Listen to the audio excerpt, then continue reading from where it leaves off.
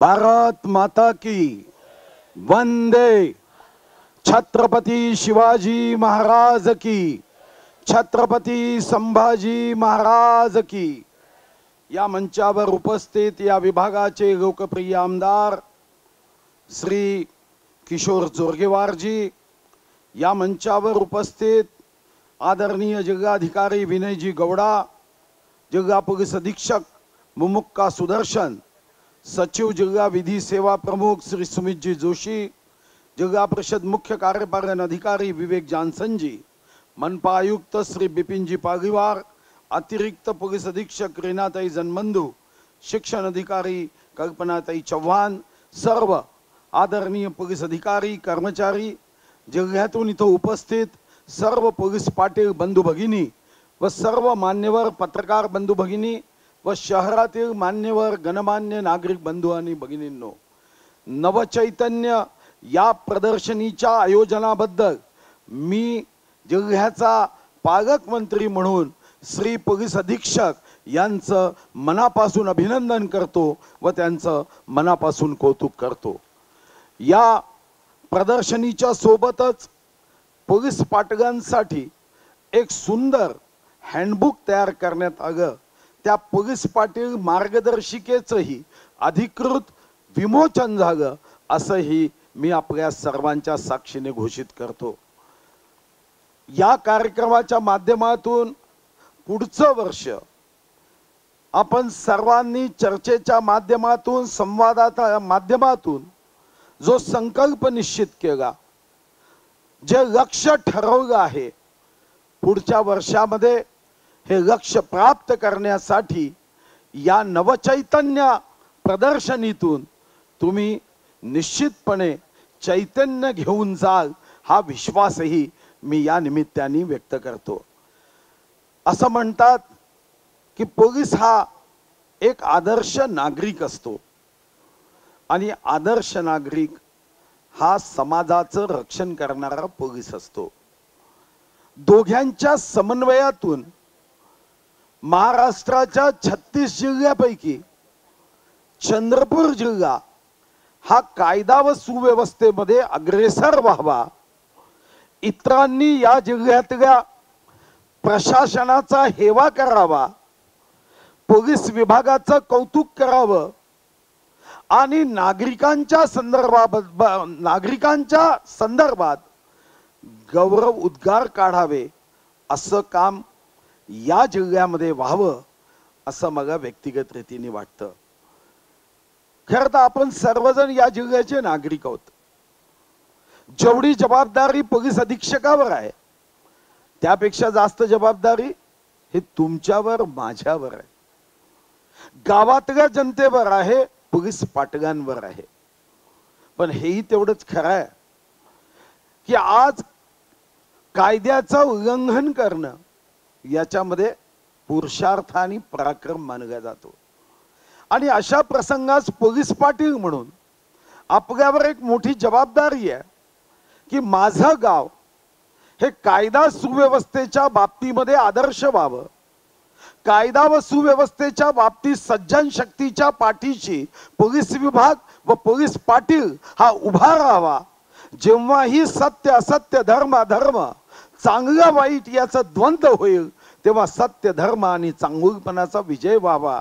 या दृष्टीने आपल्याला नवचैतन्य प्रदर्शनीतून चैतन्य हे आपल्या माध्यमातून गावागावाच्या मनामनापर्यंत पोहोचवायचं आहे आणि हे पोहोचवत असताना मीही विश्वास देतो की या जिल्ह्याचा पालकमंत्री म्हणून ज्या ज्या गोष्टी भौतिक संसाधनाची आवश्यकता असतील त्या सर्व भौतिक संसाधनासाठी महाराष्ट्र सरकारच्या वतीने डीपीडीसीच्या माध्यमातून तो निधी आपण निश्चित उपलब्ध करून देऊ हाही विश्वास मी या निमित्ताने व्यक्त करतो।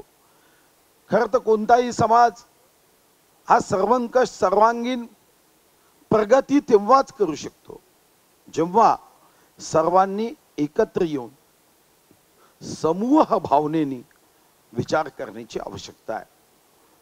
अनेकदा असं होतं की मला आठवतं की एकदा मुंबईला मी एका टॅक्सी वगैरे विचारलं कि red signal, green signal, yellow signal का क्या मतलब होता है?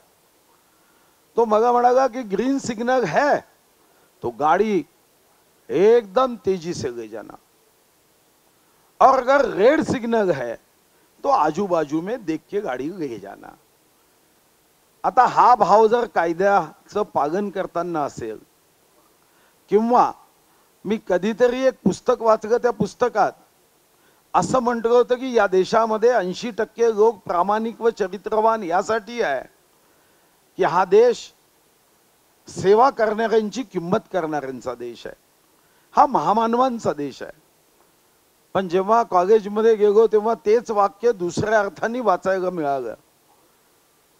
त्या पुस्तकात लिहिलं होतं की 80% लोक प्रामाणिक व चरित्रवान यासाठी आहे की त्यांना संधी प्राप्त होत नाही। आपल्याही समाजात असंच आहे की जर कायद्याची भीती असेल, कायदा त्याची अंमलबजावणी करण्याची पद्धत योग्य असेल, तर कायदा तोडायची हिम्मत हे कोणीही करणार नाही। आणि त्यासाठी या जिल्ह्यामध्ये अशा व्यवस्था उभं करणे, माननीय पोलीस अधीक्षकांनी या ठिकाणी व्यसनमुक्तीच्या संदर्भामध्ये जागरूकता निर्माण करण्याचा प्रयत्न केला। आणि जेव्हा मागच्या बैठकीत मी आकडे बघत होतो, जिल्ह्यात दारूबंदी असताना 131 लोक अपघातात मृत्यू झाले, आणि आज दारूबंदी उठल्यावर 450 लोकांचा मृत्यू झाला।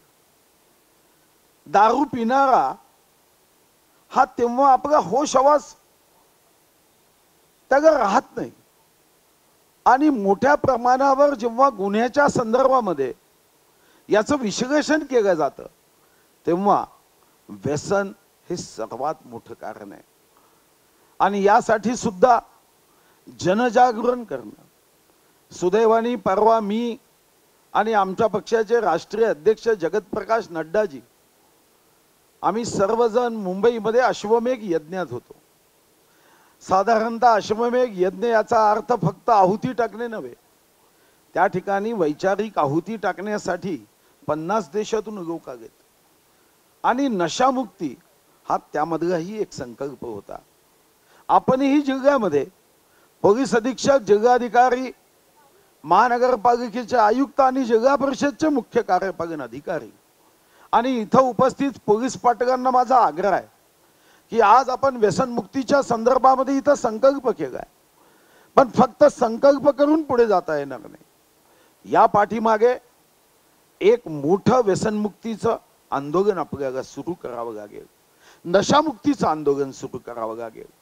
नशा असावी पण ती दारूची किंवा व्यसनाची नसावी, नशा असावी ती उत्तम गुणांची असावी, नशा असावी सकाळी उठून वॉकिंग करण्याची असावी, नशा असावी तर आपल्या मुलीच्या शिक्षणासाठी पैसे खर्च करून तिला मेरिट मध्ये आणल्यावर जी आयुष्यभराची आनंदाची नशा होईल ती नशा असावी। या दृष्टीने आपल्याला नशामुक्ती या प्रकाराकडे बघावं लागेल।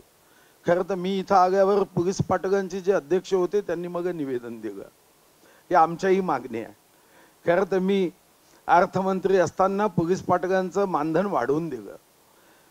आपण ज्या मागण्यांचं निवेदन दिलं निश्चितपणे आपण विचार करू, पण पहिला विचार तुमच्या मागण्यांच्या ऐवजी तुम्हाला स्वतःच्या मागण्या पूर्ण करण्यासाठी निश्चितपणे तुमच्या वतीने मी मुख्यमंत्री महोदय, अर्थमंत्री महोदय व उपमुख्यमंत्री महोदयांना तुमचे विषय पोचवेनच, पण जनतेचे विषय घेऊन तुम्ही आपला जिल्हा हा महाराष्ट्रामध्ये उत्तम व्हावा या दृष्टीने प्रयत्न केला पाहिजे। आणि या दृष्टीने आपण सर्वजण प्रयत्न कराल, आपला जिल्हा नेहमी अग्रेसर राहावा ही भाव घेऊन मी काम करतो। मला नेहमी वाटतं की ज्या जिल्ह्याने आपल्याला मोठं केलं, जो जिल्हा आपली जन्मभूमी आहे, जी कर्मभूमी आहे, जो वाघाचा जिल्हा आहे, ज्या जिल्ह्यातून संसदेचं मुख्य द्वार तयार झालं आहे, ज्या जिल्ह्याच्या माध्यमातून प्रभू रामाच्या मंदिरात येणारा कोणताही भक्त असो चंद्रपूरच्या दरवाजातून जावं लागतं, आपला जिल्हा हा अग्रेसर असावा। आणि याच दृष्टीने आपण 1, 2, 3 ला ताडोबा उत्सव घेतोय। या उत्सवाला जगाच्या नकाशामध्ये ताडोबा आणि चंद्रपूर शोकेस मध्ये यावा 26ला सुद्धा जगामधल्या 120 देशांच्या त्या देशाच्या मिस ज्या सुंदरी म्हणून निवड झाल्या त्या सुद्धा टायगर सेव्ह टायगर ताडोब्याच्यासाठी मुंबईमध्ये कार्यक्रम करताय. आपण तर वाघाच्या जिल्ह्यात आहोत. 1, 2, 3 ला मी तुम्हाला निमंत्रण देतो की तुम्ही या.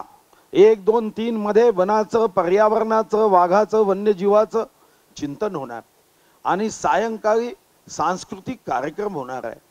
कुमार विश्वास असेल किंवा नदीच्या बाबतीत एक सुंदर अप्रतिम शो जो हेमा मालिनी त्या ठिकाणी क्लब ग्राउंडवर आपले हे प्रस्तुत करणार आहे, जे अर्थपूर्ण आहे, ज्यातून आपल्याला एक अर्थ घेऊन जीवनाचा अर्थ आणि त्याचा रंग भरायचा आहे. यासोबतच 4 आणि 5 ला वन अकादमीमध्ये आपण ॲडव्हान्टेज चंद्रपूर घेतोय.